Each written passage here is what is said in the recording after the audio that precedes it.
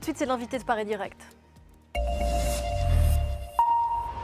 Et cet invité aujourd'hui, c'est vous, Patrick Imbert. Bonjour. Bonjour. Et bienvenue sur ce plateau. Merci d'être là. Vous êtes réalisateur. On vous doit Le Grand Méchant Renard, César du meilleur film d'animation. C'était en 2018. Et avec Benjamin Lavagne. Et votre dernier film, Le Sommet des Dieux, est en lice à nouveau pour ce prix qui sera décerné le 25 février.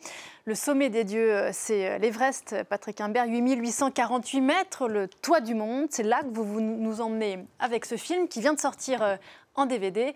On regarde quelques images. Le sommet de l'Everest a été atteint en 1953. Mais c'était pas la première tentative. Ça fait 70 ans qu'on le cherche, Mallory. Si quelqu'un l'avait retrouvé, on le saurait. Pas la peine de s'énerver, je vais t'expliquer. Abou Joji. Ce type a disparu depuis des années et hop, il refait surface avec l'appareil de Mallory. Si Mallory a atteint le sommet, ça peut changer l'histoire de l'alpinisme. S'il vous plaît, laissez-moi grimper avec vous. Je ferai tout ce que vous me direz. 8 ans qu'il se prépare. Cette ascension, c'est tout pour lui. Si Canvas, vous me recevez? Vous êtes en retard sur l'horaire. L'orage sera là-haut avant vous. Ne cherche pas à le suivre à tout prix. Le corps n'est pas fait pour survivre à cette altitude. On a perdu trop de temps. La fenêtre est trop courte. Kamashi, réveille-toi. Laisse-moi. Pourquoi tu fais ça? Une fois qu'on y a goûté, on ne peut plus s'en passer. Il n'y a plus que ça qui compte.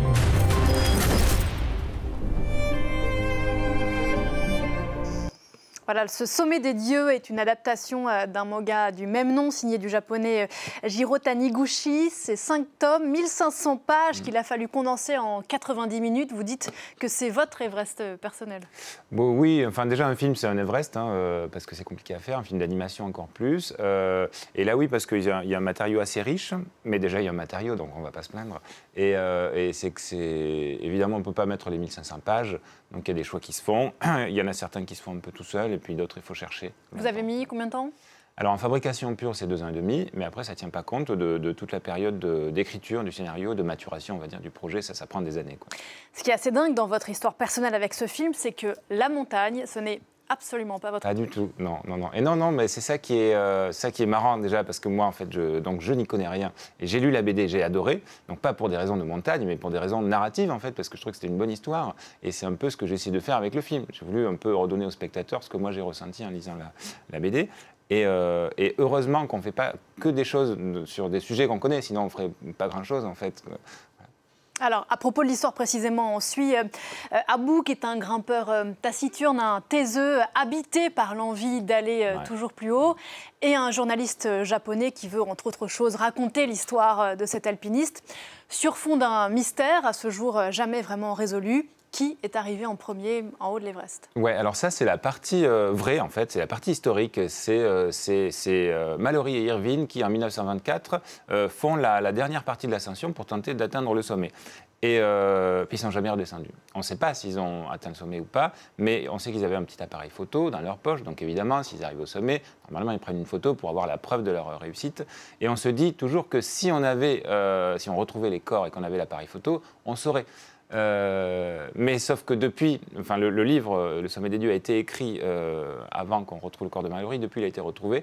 Il n'avait pas l'appareil photo sur lui, donc le mystère est entier, en fait. Voilà, et la première ascension homologuée date de 1953. Oui.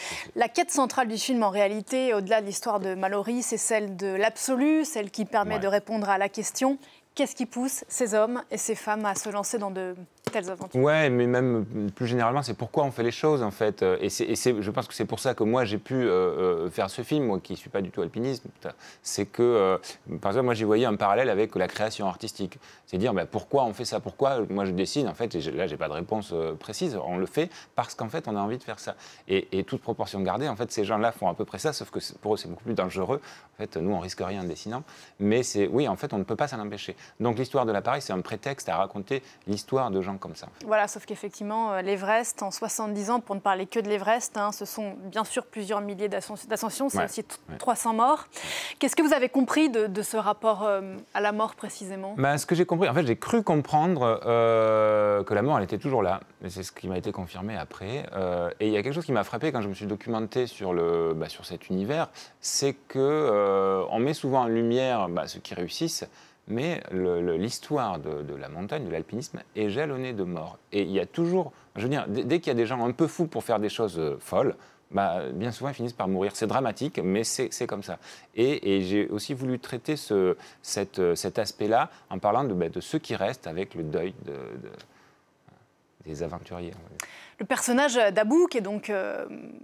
rien de dévoilé, mais qui est le personnage central et qui va donc sur cette montagne exceptionnelle, ne cherche pas la gloire en réalité. Lui, il fait ça pour son Everest personnel. Hein. Ça s'inspire en partie de la vie d'un alpiniste japonais qui a existé, qui s'appelait Masaru Morita, qui est décédé pour le coup dans les Grandes Jorasses, dans les Alpes, ici en France. Grande Jorasses gravie pour la première fois par sa face nord en solo il y a quelques semaines par un Français qui s'appelle Charles Duboloz. Voilà, expérience assez exceptionnelle qu'est la sienne, notamment parce qu'il est monté en partie en solo intégral, c'est-à-dire sans corde. Ce qui était assez dingue après son exploit dans les Grandes Jorasses, c'est qu'il était presque étonné du retentissement de son exploit. Oui, parce que c'est un truc... en fait, ça fait partie de ces défis super importante dans le milieu, en fait, dans le milieu de la montagne. En fait, il y a quelques trucs comme ça. Bon, évidemment, gravir l'Everest, ça c'est très connu, mais il y a ces faces particulières, ces faces nord souvent, les plus dures, de certaines montagnes, et ça en fait partie des Grandes Jorasses. Donc oui, évidemment, ça a eu un retentissement. Pour revenir au film, je voudrais qu'on parle un peu de la technique que vous avez utilisée pour le faire. On est en 2D. Le dessin est à ce point bien fait, si je peux me permettre, qu'on a le vertige en le regardant. C'est quand même assez dingue. Ouais, alors déjà c'est de la 2D, il faut expliquer la 2D par rapport à la 3D, parce qu'avant on ne disait pas 2D, on s'était dessiné à la main. Aujourd'hui, il y a des techniques d'image de synthèse, c'est un peu ce qu'on voit dans les gros studios américains comme La Reine des Neiges ou Cars. Bon, ça c'est de la 3D, on en fait aussi en France évidemment. Mais ce film-là est en 2D, c'est-à-dire c'est la méthode traditionnelle, comme dans les vieux Disney ou comme avant, en fait, comme il y a un siècle, où en fait on dessine à la main. Alors aujourd'hui, on le fait via les ordinateurs, mais c'est quand même fait à la main. Et donc c'est une méthode complètement traditionnelle qui nous demande de dessiner chaque dessin les uns après les autres. Et pour une seconde de film, il y a 12 ou 24 en fonction des moments dessins pour donner vie au personnage. Et ce qu'il faut dire, c'est qu'en France, on est très bon là-dessus. On est pas mal, ouais, on est pas mal. On est pas mal. On va dire, l'animation, elle se partage en deux grands mondes, en deux grands univers dans le monde. Il y a les Américains qui font beaucoup de 3D aujourd'hui, il y a les Japonais qui font énormément de 2D traditionnels, et au milieu, il y a nous.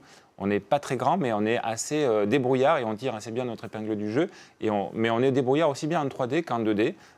Mais il se trouve que la 2D est un peu moins chère et donc plus facile à mettre en œuvre, un peu plus fluide, et elle se prête à des projets comme ça.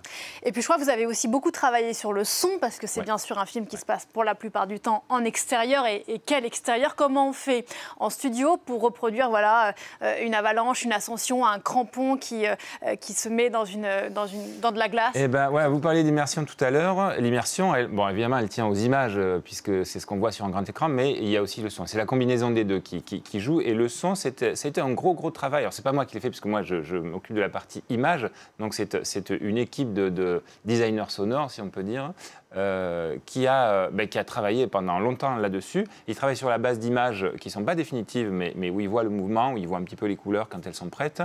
Et puis là, ils vont aller chercher, soit dans des banques d'images déjà prêtes, soit ils vont fabriquer des sons, comme on voit des fois des reportages à la télé avec les bruiteurs qui fabriquent un petit peu tout. Et ce qui est génial, en fait, c'est que le son qu'on ressent être celui de la neige, par exemple, dans le film, il n'est pas forcément fait avec de la neige, il peut être fait avec autre chose. Et c'est un peu c'est ça qui est magique avec le son, c'est qu'on donne l'illusion d'une réalité, alors que bien souvent, tout est faux. Et si on combine ça avec une bonne image, une bonne musique, normalement, on y est. Et c'est ce qu'on a voulu faire dans toute la partie montagne. Ouais, d'ailleurs, ce qui est super dans la création du film, est-ce que c'est lié au fait qu'on parle d'un univers particulier? C'est que dans les studios sont venus, pour le coup, des vrais alpinistes, des pros qui vous ont... pour que les mouvements, notamment des ascensions, soient parfaitement réels. Et je crois que d'ailleurs le milieu a confirmé que c'était bien fait. Ils vous ont montré, ils vous ont dit comment on fait avec un crampon. Est-ce que cette pente est réaliste? Oui, parce qu'en fait, il y a une dimension technique qui est très forte. C'est des mouvements techniques. L'alpinisme, on ne fait pas n'importe quoi. Et puis, on voulait respecter ça, évidemment. On ne voulait pas maltraiter notre sujet. Donc oui, on a eu des consultants et certains qui sont venus au studio et qui nous ont, disons qu'ils ont mimé, enfin ils ont fait tout ce qu'on avait prévu au storyboard et on a pris un tas de photos pour bien voir comment on faisait un nœud, comment on plantait une broche à glace, parce qu'il y a quand même une méthode très particulière pour la planter, ça se fait pas n'importe comment. Et d'ailleurs c'était très, très technique, un peu, on l'offre plus, voilà, c'est trop dur.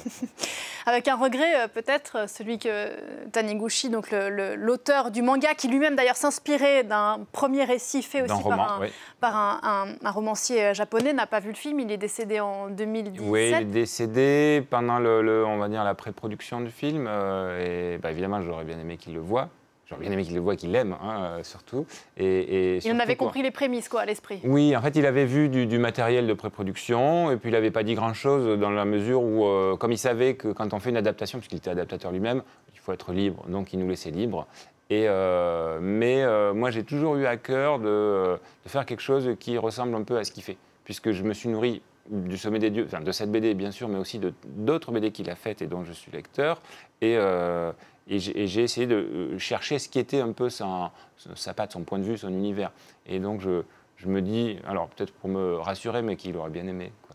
Le Sommet des Dieux, on le rappelle, c'est 5 tomes, c'est le Grand Prix d'Angoulême, festival de BD bien connu en 2100, 400 000 exemplaires vendus, énorme succès, et on le redit, même si on n'est pas forcément familier de la montagne, c'est une aventure exceptionnelle. Et donc le Sommet des Dieux, le film pour le coup qui est sorti en DVD, au César, donc catégorie meilleur film d'animation.